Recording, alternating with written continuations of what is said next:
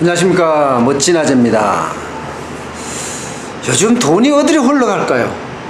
지금 부동산도 규제에 묶여 있죠.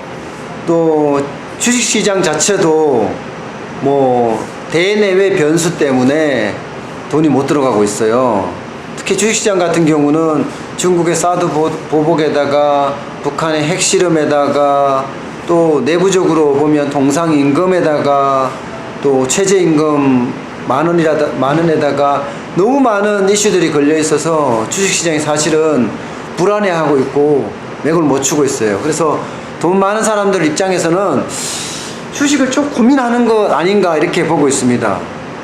근데 요즘 그런 와중에 주식시장을 안 보고 옛날에 왜 사모채 있잖아요.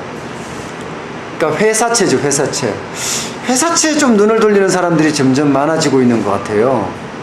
그러니까 강남 큰 손들까지도 사모채에 돈을 집어넣고 있다 이렇게 보입니다.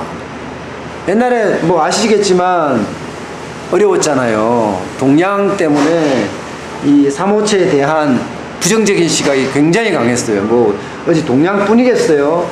많은 기업들이 그야말로 거의 사기에 가깝게 돈을 모아서 탕진을 해버렸잖아요. 그러니까 그에 대한 불안감이 굉장히 컸었는데 최근에는 이제 그게 좀 이렇게 조정이 되면서 사모채의 관심들이 확 늘어난 것 같다 이런 생각이 듭니다. 이미 뭐 증권회사에 오는 사람만 보더라도 확정금리 5%니까 사모채에 많이 사람들이 손을 댄다 이렇게 보입니다. 돈의 흐름이 그렇게 조금 흘러가는 것 아니냐. 늘 말씀드렸다시피 돈이라는 것은요 가만히 있질 못합니다. 계속 흘러다닙니다. 내가 아무리 쥔다고 한들 이 손에다가 물을 쥐는 것처럼 빠져나가게 돼 있어요. 돈이라는 것은요. 그러면 흘러가는 속성대로 놔두고 그 앞에서 내가 막고 있어야 되는데 막고 있으려고 하는 것을 항상 고민을 해야 돼요. 그걸 뭘로 막을 거냐. 부동산으로 막을 거냐, 아니면 채권으로 막을 거냐, 아니면 주식으로 막을 거냐, 그것도 아니면 지금처럼 사모채로 막을 거냐, 이렇게 고민하고 있다가 오는 대로 거물로 걷어서 얹어서 금고에 넣어놓고 또 한번 이렇게 쓸 수 있는 그런 고민들을 해야 될 텐데 사모채도 대안 중에 하나가 아닌가. 강남 큰 손들이 움직이니까. 최근에 보면 호텔 롯데나 롯데쇼핑, 두산 뭐 이런 데서 사모채를 발행을 했어요. 뭐 거의 90% 늘었다고 하더라고요. 그러면 전체 규모만 하더라도 4조 5천억 정도 된답니다. 여기에 5% 확정금리를 준다고 하니까 사람들이 많이 몰리고 있어요. 많이 몰리고 있어요.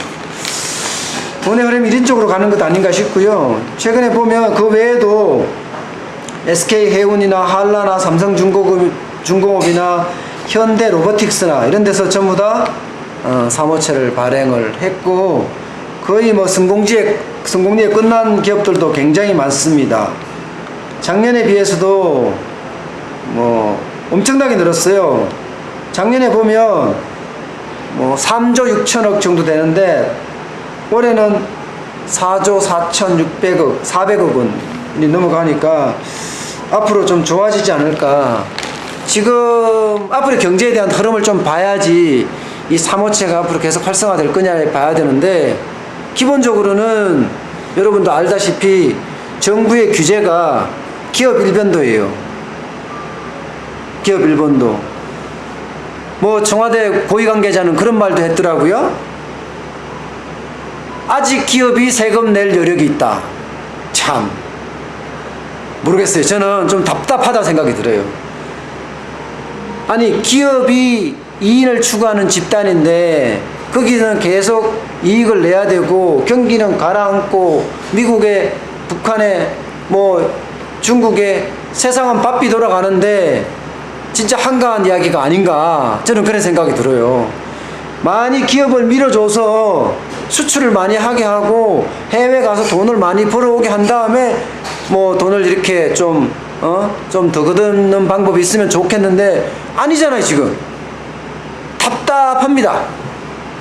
예, 기업을 도와주기는커녕 뭐 어떤 식이 뭐 그게 뭐 갑질 논란이나 뭐 잘못됐다고 생각하지 않아요. 물론 해야 되는 일입니다. 기업 내부도 기업 스스로가 반성을 해야 되고, 그래야지만이 기업이 건전한 토대 위에서 단단하게 서지 않을까. 세계 시장이 힘들어도 우리 기업만은 더 성장하지 않을까. 물론 그런 생각은 들어요. 그렇지만 정부라는 게 뭡니까? 큰 배의 선장 아닙니까? 큰 배. 그러면 뒤따라오는 배한테는 뭔가 자꾸 길을 터주는 그런 일을 해야지 돈을 벌어올 수 있는데, 그렇지는 않고 뭐 갑질하지 않냐, 뭐 시간당 최저임금 올리고 뭐 통상임금하고, 물론 뭐 정부가 꼭 했다고 하지는 못하지만 통상임금 같은 경우는요, 그렇다고 하더라도 기업의 부담은 계속 가중이 되고, 기업의 부담이 가중이 되면 구조조정을 할 거고, 구조조정은 결국 또 실업자를 양산해서 우리 같은 자영업자를 계속 많이 만들어낼 거란 말입니다.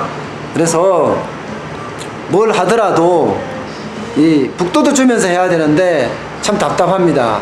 그러니 큰 손들이 지금 갈 곳이 없는 거예요.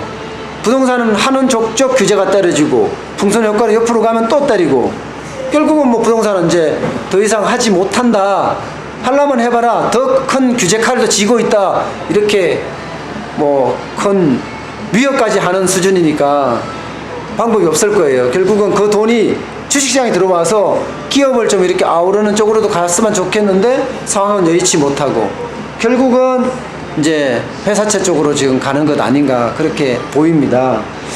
아마 통화시장에서 여러분들도 이렇게 좀 생각을 해보고, 확정금리 5% 주는 것이 그렇게 많지가 않습니다. 그러면 확정금리 5% 주는 곳에다가 회사채에도 건전한 회사라면, 우량 기업이라면 해봄직하다고 생각을 합니다. 예, 오늘 주식 대박 뭐 이 정도로 하겠습니다. 돈의 흐름에 대해서 제가 오늘은 말씀을 드렸습니다. 고맙습니다.